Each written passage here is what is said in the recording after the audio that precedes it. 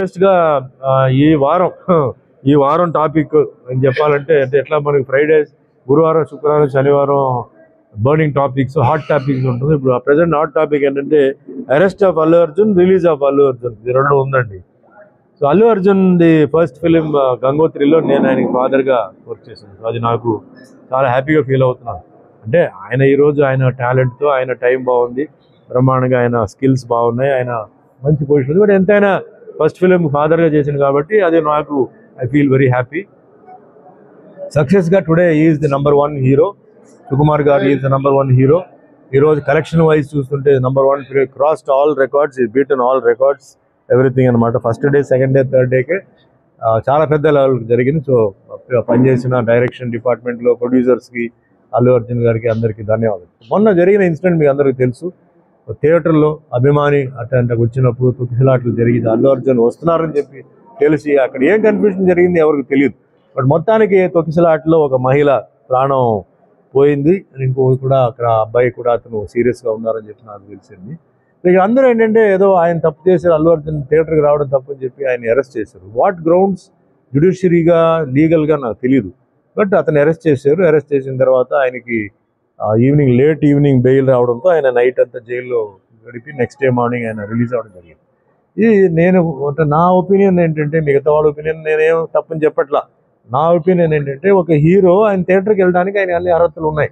లేదా వెళ్ళకూడదా, రూల్స్ పెట్టండి, వెళ్ళకూడదని. సో ఆయన వెళ్ళినప్పుడు థియేటర్ ఓనర్ రెస్పాన్సిబుల్ ఏంటంటే అక్కడ సెక్యూరిటీ ఉందా లేదా, ఒకవేళ పోలీస్ సెక్యూరిటీ సరిపోకపోతే బౌన్సర్స్ని తెప్పించాలి, బౌన్సర్స్ సరిపోతే ప్రైవేట్ సెక్యూరిటీ పెట్టండి, ఏదో పెట్టేసి అక్కడ కెలామిటీ జరగకుండా కంట్రోల్, ఆయన వచ్చే లోపల కంట్రోల్ చేసి ఆయనకు ఒక దారి ఇచ్చి ఆడ వెళ్ళి ఆయన కనపడి మళ్ళీ బయటికి పంపించాలి సేఫ్గా. సో ఆయనకేం జరగల, ఆయన వెళ్ళారు వచ్చారు. బట్ అక్కడ కంట్రోల్ తప్పిపోయి ఒక మహిళని తొక్కేశారు, పాపం చనిపోయింది. చాలా బాధగా ఉంది. ఒక ఫ్యామిలీలో ఒక ప్రాణం పోయిందంటే చాలా బాధగా ఉంది. ఎందుకంటే ఆ ఫ్యామిలీకి ఎంతో ఒక తోడుగా అక్కడ పిల్లలు ఉన్నారు, వాళ్ళందరినీ చూసుకోవడానికి ఒక తల్లి ఇప్పుడు లేదు.